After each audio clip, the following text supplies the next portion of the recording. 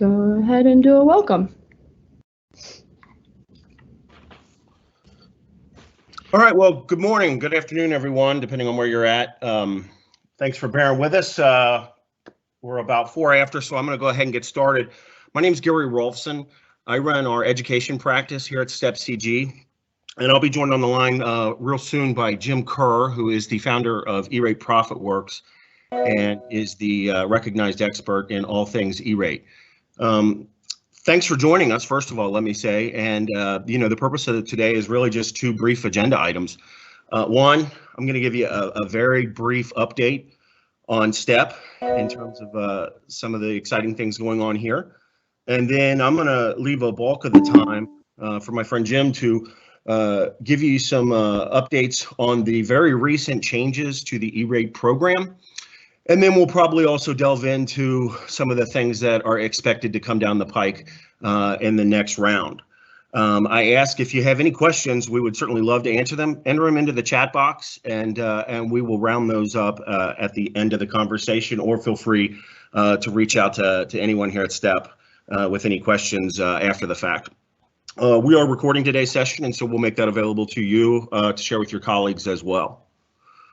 So I'm going to go ahead and just really tell you a little bit about who we are as a company. I know some of you know who we are, and I know some of you were meeting for the first time. So let me leave you with really 2 things about STEP. This company is first and foremost built on that top bullet point, which is our engineering talent. I wouldn't just put us up against, any other IT vendors out there. I would put us up against really any technology company out there. It's that talent married with the right type of manufacturer partnerships and other solution providers. Those 2 married together really is what makes us a partner, not a vendor. What I think that we are really good at is listening, understanding the goals and objections and objectives of our clients, and then applying not only that intellect, but the right types of solutions to really overcome those things. Where we really have excelled over our history is in the classroom, inside the school district. Understanding, first and foremost, that technology exists merely as a bridge between knowledge and learning. That's the only reason you find it, in the education space, is to help enable those educators and those students to connect one-on-one, and leave, better off for the effort. That's everything from, network connectivity, and it really all starts with the right foundation. A lot has changed, heck, not just in the last few years, but in the last few weeks, in terms of what is being asked of today's classroom. And so it's about having that right foundation built, and then being able to grow and expand upon that to really take ideas in a bunch of different directions. The one thing that we've learned so far is that it's not just that no 2 schools are the same. It's not that no 2 classrooms are the same. It's that no 2 educators are the same. So it's about having the right types of options to really take those ideas and run with them. But it all starts with, the right partnership. When I say partnership, I mean not only your partnership with us, but our partnership with the manufacturers and solution providers out there. Back when NASCAR still existed, thanks COVID-19, this looks like, that front quarter panel of any one of those cars running around the track. I'm sharing this slide with you for one really good reason. We don't own a cookie cutter here at STEP. It's about understanding, a challenge, or understanding a vision for the future, and then applying the right mix that you see on the screen there to bring, to you the solving of that equation. And so, we're all about listening, finding that right mix, and then bringing that, to you either in an ongoing service or, in an ongoing relationship. One of the exciting things that we are happy and, tentatively have scheduled for May is the opening of our innovation laboratory here in Covington, Kentucky. And so folks like yourself are, going to be welcomed into that space. And this is going to be a place that is very interactive and gives everyone the opportunity to really test drive or get their hands on not just current technology, but also provide an ongoing update on, where solutions are going and how, all of these solutions interact with one another. And the goal being, we all come together and really kind of spitball these ideas and really try to figure out, hey, what didn't we know that we now know that, we can share with you, or what are you telling us that we can now apply a solution to on where you want to go in the classroom. So stay tuned. We'll certainly have some updates as, the news changes. And, we'll welcome you all in, not on day one, but, day 100. It'll be a place that's always open to our partners out there. So one thing that, if there's a silver lining to this crisis that we've all been going through is that COVID-19 has really made a reality of what a lot of us knew was already a necessity. And that's that the classroom can't just exist in one space. I don't care if you're a student who has to ride the bus for 2 hours, or someone who's actually prevented from entering the building now because of, a health crisis or weather-related emergencies like snow or rain or tornadoes or flooding. It's that the classroom really has to be anywhere. And when I say, COVID's made it a reality, is we've seen a lot of our partners and other districts out there who are really scrambling to figure out, well, learning can't just stop. We've got to find a way to marry up, the information, the educator with the student, wherever they might be. Now, I say this has made it a reality, but it's always been a reality. We've always had these challenges in the past. It's just never happened on such a massive scale. So one of the things we understand is, that bridge that usually previously just existed, from the front of the classroom to the back of the classroom, that bridge now has to extend across. And so it's about building the right kind of solution that doesn't sacrifice the quality and security and controls that we know a lot of districts have put a lot of thought into over, the recent past. And so it's about extending that connectivity all the way out to the farthest reaching student. As I said, may they be on a bus, in a school parking lot, or right there in their home. And so one of the things that we think and we hope going forward is the funding is finally going to catch up with what a lot of us have been trying to accomplish for really a number of years now. And that's either, bring it home in your back type of connectivity, again, with the same security and quality that you expect in the classroom, to on the bus or in a parking lot. We know now that these things are going to become absolutely requirements, because one of the things that we suspect is that not all learning is going to return to the classroom, that we are building the new normal today, that a lot of these practices that are, in triage mode right now will become just standard operating procedure in the future. And so we're there. We're ahead of the curve, we think, in terms of already building out this practice, formalizing the solution so that when it is fundable and when it is achievable, nothing will need to be invented and nothing will need to be supported, because we've already done it. So with that, I am going to turn it over to my friend Jim, and he's going to walk you through some of the recent changes to E-rate, and then we'll follow up with some questions after the fact. Jim, it's all yours. Thanks, Gary. Good morning, all, or good afternoon, depending on where you happen to be sitting. Pardon me. I'm going to have Katie step through the next slides. If we had a little technical, I guess, too many folks or something like that with Microsoft this morning. So I'm dialed in but not logged in, and so I can see the slides, but I can't necessarily advance them. So if you would put the next slide up, Katie, or Gary. There we go. Beautiful. Okay. And I'll just say next, and we'll go from there. There's E-rate and the FCC are trying to help you, and then obviously there was a massive COVID-19 stimulus called CARES Act, and that had a significant valuation as well. So we're going to talk a little bit about those, and then just some E-rate rules to live by as you wrap up your final applications this year. At this point, we don't anticipate another extension to the E-rate filing, so the deadline is going to be April 29th, and that doesn't change. So just next slide, please. So what has transpired from an E-rate perspective as far as COVID-19?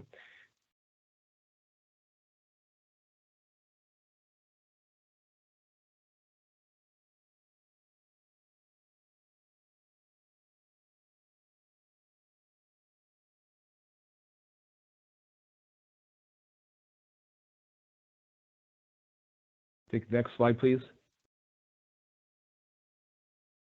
There we go. Perfect. So, so one of the things that the FCC has done is relaxed the rules regarding gifting. Specifically, a service provider can provide things like MiFis, or can provide things like an interim through September 30th of this year, interim, wireless access, for instance, or cell access, so that distance learning can be enhanced. I know here in the state of California, where I'm located, that Google just gave 100,000 MiFi devices to the students for the state of California. That is not going to be a problem as far as the gifting rules are concerned. So anything that's an expansion of broadband services, let's say your firewall does not support the bandwidth requirements for off-campus if for some reason the number of VPNs now required or something like that, you can go out and get donations from service providers or manufacturers to help you support those kinds of situations. That's just an example. The next one is that the FCC has extended deadlines due to COVID-19. Obviously, we saw the deadline extended for the application filing window this year. They've also extended deadlines for appeals, for invoicing, installation deadlines have been extended. Also, PIA response, you have a 30-day extension. So if you get a 15-day letter for your PIA applications, or program integrity assurance applications, that's got an extension, automatic extension as well. And then the other thing they did was, there's always been an issue about the public using access to E-rate provided software, hardware, and services, i.e. the internet and that sort of broadband, whatever, on the campuses. So for instance, if you have a parent that needs to get online, doesn't have internet access at home, and pulls into your parking lot, that's always been a kind of a gray area, and they're relaxing the rules as far as that is concerned. They're encouraging community use of E-rate provided networks. So those are the three things that have occurred as far as the FCC and E-rates concerned in the process. Next slide. As far as this CARES Act goes, there's been a significant input of funding from the CARES Act. This is the COVID-19 stimulus package, the $2.2 trillion package. In it, the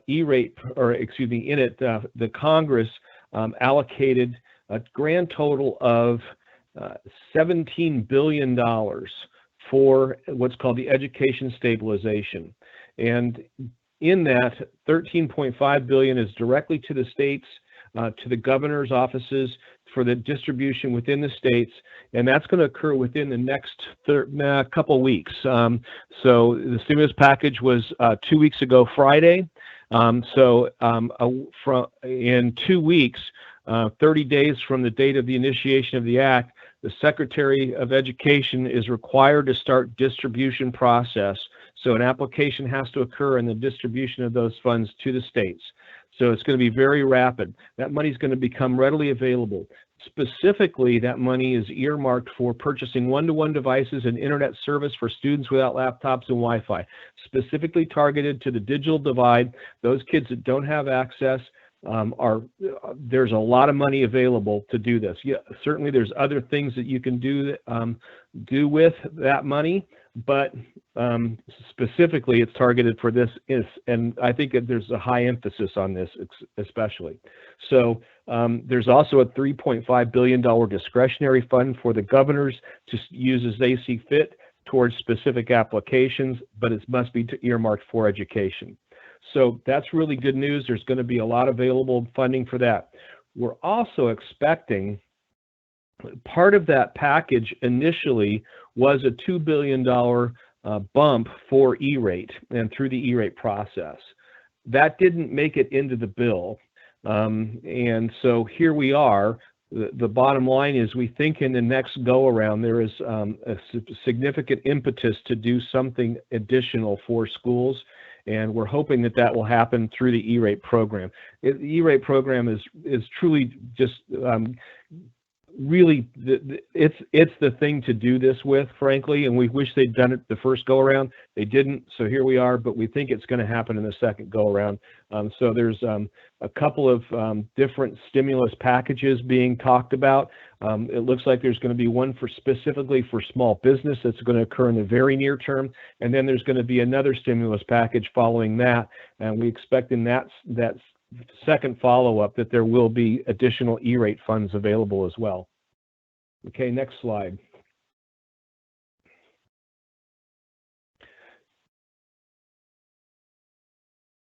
So also within the stimulus and E-rate activism was what we're going to talk a little bit about now in the next slide. And in that, we expect that second package to go around. We'd also like you to encourage you to go and start to talk to your local lawmakers at the congressional level and petition the FCC. There's several things that haven't been done that we think have been outstanding for a very long time as far as E-rate is concerned. One is to allow school buses to be designated as mobile classrooms and to establish distance learning sites, i.e. in the homes. Currently, bookmobiles are eligible, and it makes no sense that buses where kids spend a tremendous amount of time, 50+% of all children ride in a school bus, and the average ride is in excess of 45 minutes. So it's a wasted time period. The fact that buses are prime examples of, mobile learning environments where they could be productive, A, and B, where they could be, when you go on a field trip and there's a project to be done, you have an automatic Wi-Fi right there, et cetera, et cetera. It just makes all the sense in the world. There is funding available in E-rate to do this. There's not, annually, there's approximately $1 billion that goes unused in the E-rate program. It would certainly support this along with other things. There's also the Coachella model for this. You can go online and look it up. A couple of years ago, Coachella School District implemented a Wi-Fi bus solution, and at that point they saw a significant increase in graduation rates for migrant camp workers, where they would take and drive the school bus out, leave it there overnight. Kids would have a place to do their homework where they didn't otherwise, and then and in the mornings the bus driver would drive out to that location, leave the car there and do the bus routes, and then bring the kids back at the end of the day and then leave the bus there. And it had an impact, significant impact on graduation rates. It does work. So that one, allow MiFi devices or at-home solutions, extending the classroom to the home for those kids that are underserved to be able to do that. Certainly, and allow complete next generation firewalls to be 100% eligible. Security is a big issue these days, and certainly with the expansion of this off-campus activity, that needs to be even more thoroughly investigated and implemented. And right now, that's not the case. So we would suggest that you can go to the that link, which is the FCC ECF filings link. Basically, you can put a comment in any time. If you go to 13-184, which is the filings under Wireline Competition Bureau, you can look up under 13-184 and find all the filings. Microsoft, League of Cities, prominent E-rate consultants have all submitted requesting that these things be implemented. And all you have to do is go online. You can either agree to one of their comments, or you can create your own comment. You can literally cut and paste those 3 bullet points into an email at that filings.gov. Put your email address in and a couple other minor pieces of information with 13184 as the proceeding, and your comment will be heard and addressed. Seriously, the only people that can really get this done is the end user community. So we'd really encourage you to do so. Next slide.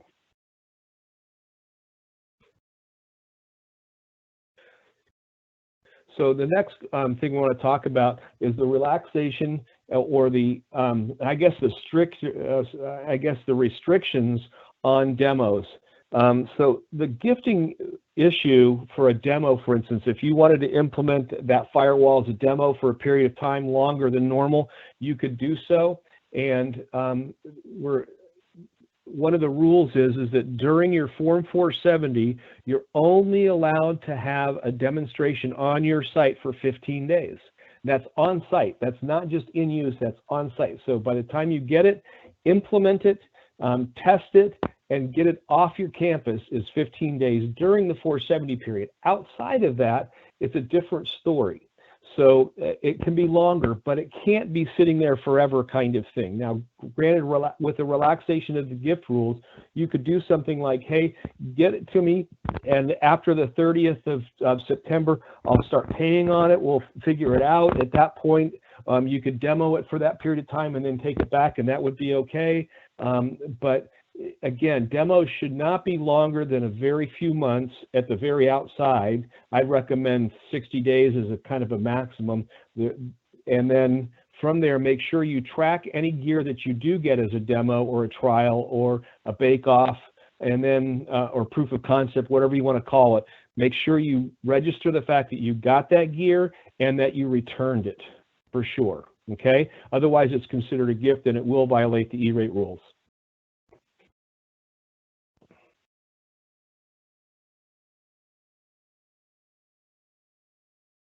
So the other news as far as timelines, the deadline again to post a Form 470 was the 1st of April.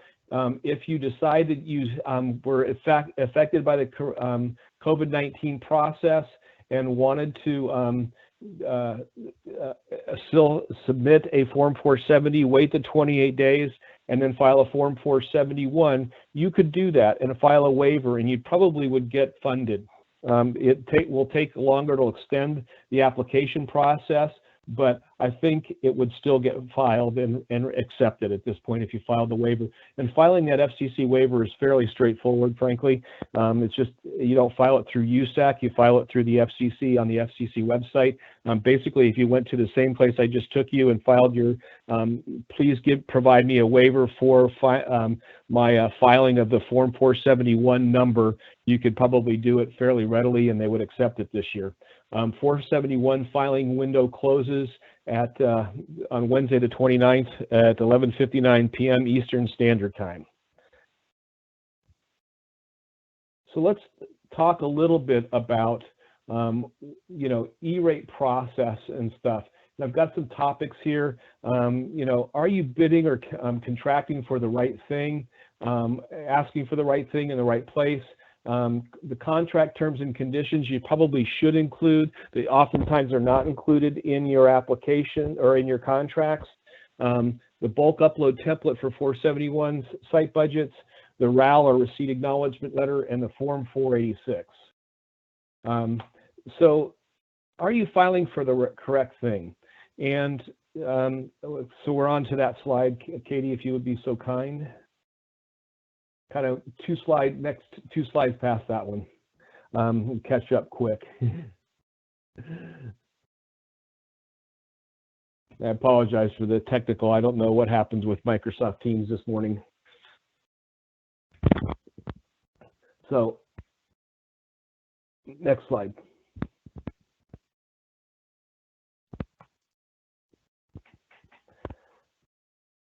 So, are you bidding the right thing? And I will say, without everybody understands that USAC and the FCC have made this tremendously confusing for internal connections. So there are three buckets under internal connections. You have the internal connections, you have basic maintenance of internal connections, and managed internal broadband services. And some of the basics of this are, and this may be a little difficult to see, but some of the basics. Can you go back one slide? Sorry.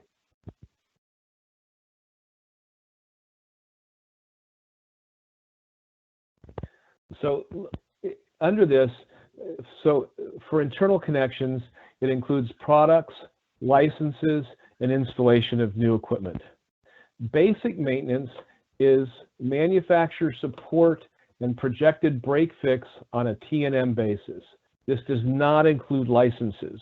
So if you're buying a specific set of, let's say a wireless access point, and you bought it 3 years ago, and now you're asking for basic maintenance of internal connections, but you need license renewal.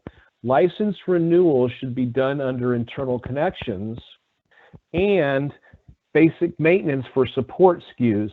Now, some manufacturers bundle that license and the support under one bucket, right, or one SKU.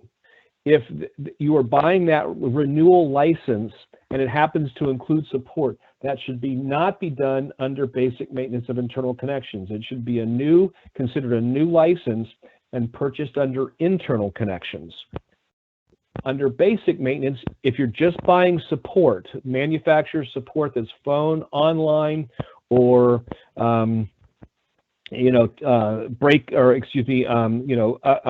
software updates or bug fixes under support from a manufacturer, and only those things, no hardware replacement, no advanced hardware replacement of any kind, that is eligible under basic maintenance of internal connections. And then we have managed internal broadband services, which does not include the items covered under basic maintenance of internal connections. So I know it's confusing, but let's talk about this a little bit further.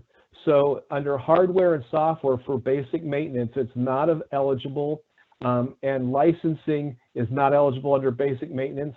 Maintenance is. So if somebody needs to go out and clean out the fans every once in a while, or let's say that it occasionally needs some, the batteries the post terminals need to be cleaned, or whatever that may be. That is maintenance, and that's eligible under basic maintenance of internal connections.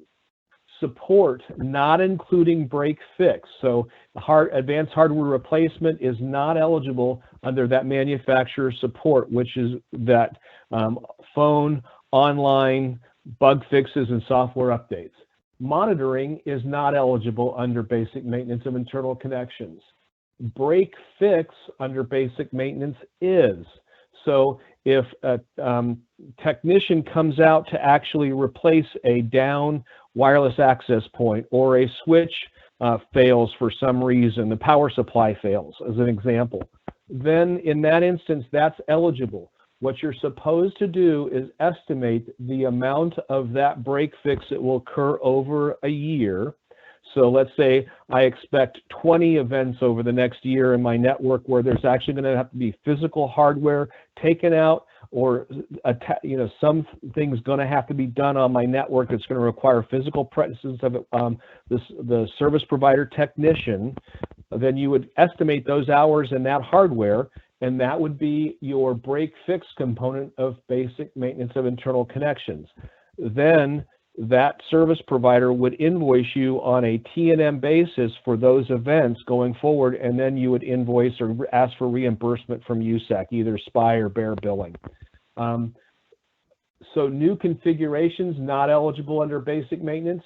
Reconfigurations, if I know that I'm going to need some reconfiguration work, I need to do some additional VLANs, or I'm going to need some updates to my firewall for my configuration, or whatever that may be. Again, you would estimate that over the course of a year and put that in under basic maintenance of internal connection.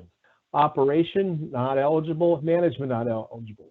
Under internal connections, very limited.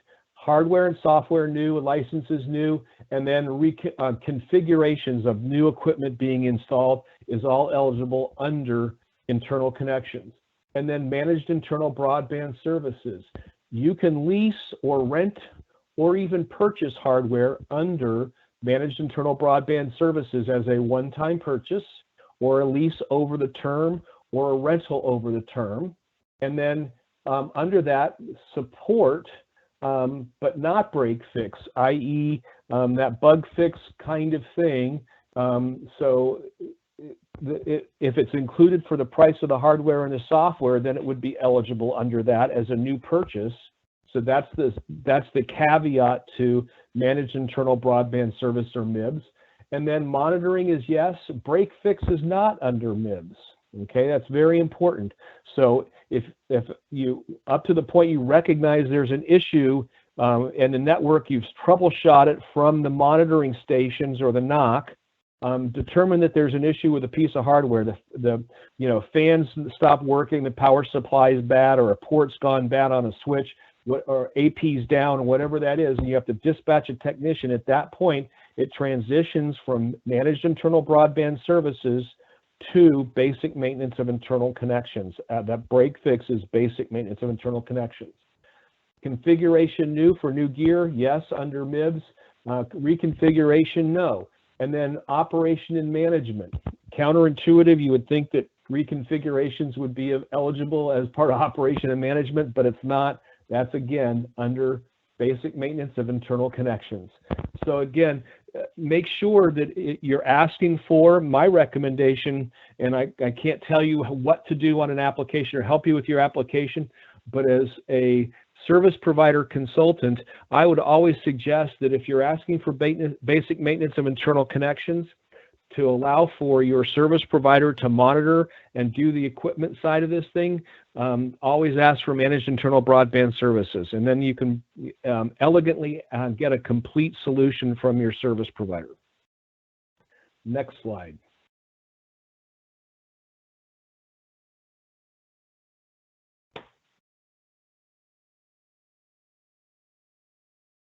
So what we're going to talk about next is contract terms and conditions. So I would always suggest that a contract, well, you have to sign a contract before you can file your Form 471. If you're going to do a letter of intent, it must be a binding letter of intent. We will execute an agreement on such and such a date when our board meeting meets with service provider step CG in the amount of whatever amount, a dollar amount it is. And that's a binding letter of intent. It is our intention to. However, and sometimes you can't get a board meeting in time for the 471 deadline, so you do a letter of intent.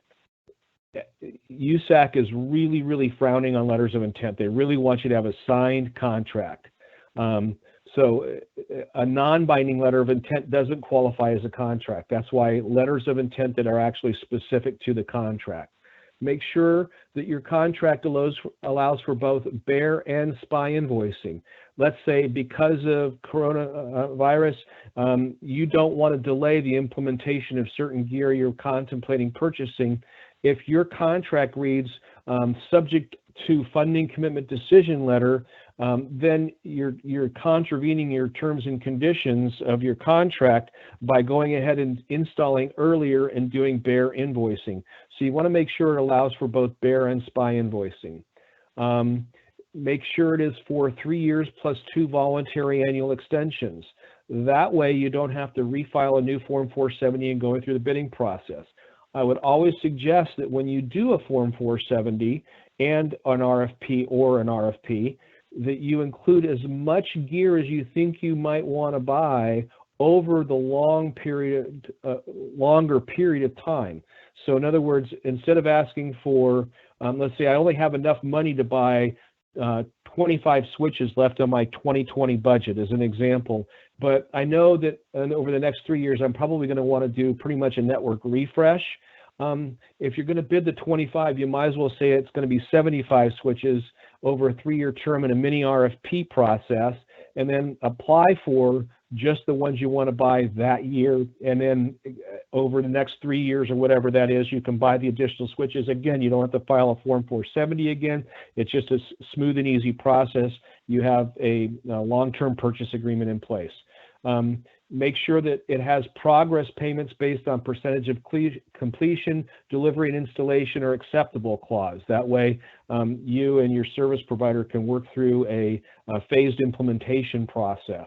And then make sure that you include a contingency fee under miscellaneous fees on your applications. Make sure you ask for what the potential tariff costs are, and that you include a force majeure clause to cover tariffs if they are in fact invoked, or additional ones are invoked in the next couple or 3 years.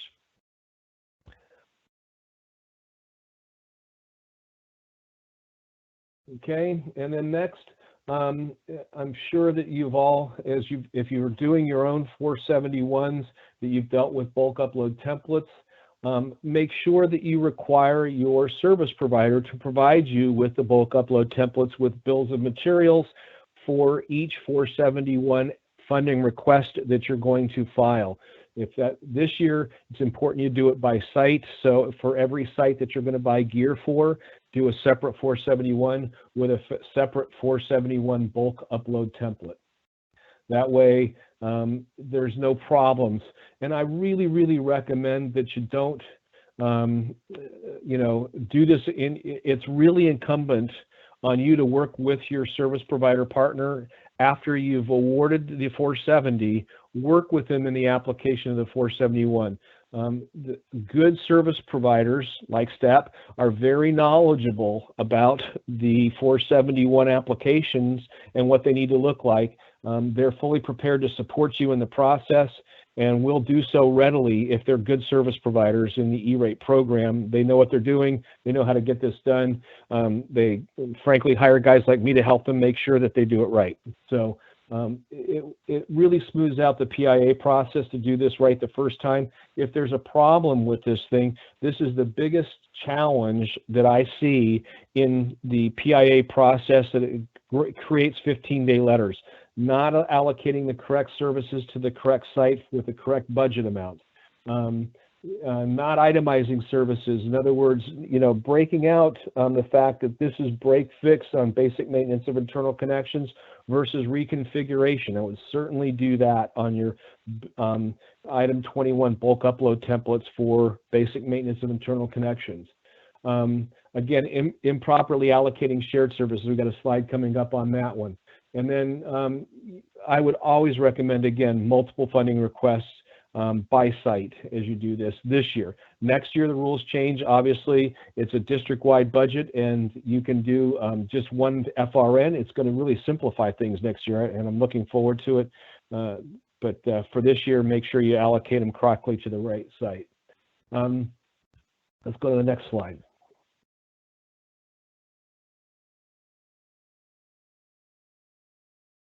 So this is a discussion of shared services. And I'm going to let Katie catch up a little bit on this one, because this, again, is another semi-confusing slide with a lot of detail on it, and we'll make sure we got it right. Hey, Jim, you can continue. Attendees are on a bit of a delay, so we're good. Oh, okay, good. I'm sorry. Yep. I'm seeing the delayed part. So there we go. So on shared services, it's important that you allocate this year, and again, this goes away next year, but for this year, you allocate the correct percentage of service on a per site basis based on the total student population percentage versus the number of students at that particular site. And so, for instance, the elementary school in this instance would have a Category 2 budget of $67,500 based on that number of students at $150. It's actually $195.63. So, but it would have percentage of shared services. If you were putting in a centralized firewall, as an example, 45% of that would be allocated to the elementary school if it was installed at the district office, for instance. So make sure that you don't exceed the budget with shared services, and you allocate the correct percentage to the correct site based on this kind of a spreadsheet. And then last and final thing is the receipt acknowledgement letter. This is your one shot at really correcting any issues that you have with your application to make sure that you have a smooth PIA process. And so once you actually have filed your Form 471 and you get your receipt acknowledgement letter, then make sure that you put I's on it very carefully and make sure that all of your I's have been dotted and T's are crossed. If you submit a RAL correction very quickly after you get your receipt acknowledgement letter, then that correction will follow through with your application and it will still be considered a workable application. If you wait till the 15-day letter shows up on your doorstep and then you're trying to correct things that should have been taken care of with the RAL, it will extend your PIA process. We just finished off one where it literally just got funded a week and a half ago. And it had a couple of minor RAL corrections and a lot of PIA back and forth. And it literally took over a year to get that application. I'm sure you all have heard the same or seen the same kinds of horror stories. This year was kind of particularly challenging with the change in reviewers. But again, the more you can smooth this process over up front, the better off you're going to be for getting significant funding decisions early on in the process. And with that, I'm going to always state my little caveat. I am a service provider consultant, so I work with manufacturers and service providers in the E-rate process. I kind of quip that you should take everything I say with a grain of salt. I am acting in the best interest of the service providers and not the applicant community. So I have a vested interest and I try to make sure that I don't have any conflicts of interest. So I can't help you with your Form 470s. I can explain the program and the intricacies of the program, but I'm not allowed to help you. So with that, I'm going to turn it back to Gary and his team, and I appreciate your time and attention.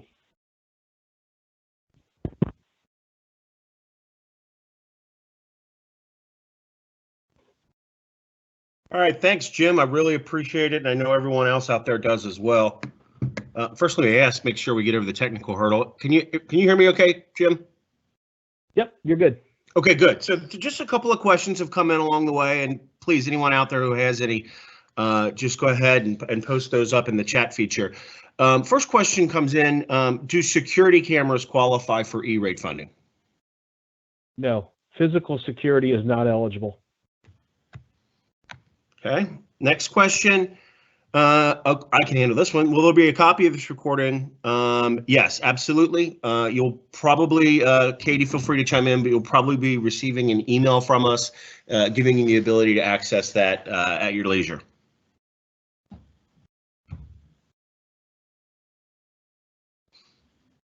Yeah. Okay, folks. Well, those were the only two questions we had. Any follow-up conversations, again, feel free to reach out to your STEP contact, as well as respond to, the correspondence that we'll be sending you. Otherwise, we're all going to continue to hunker down through this, and I think we'll come out the other side of it with a lot more clarity on what the solutions need to look like. So with that, I'll give you the rest of the next 13 minutes back. We set aside an hour, and we went a little ahead of schedule. So thank you, everyone.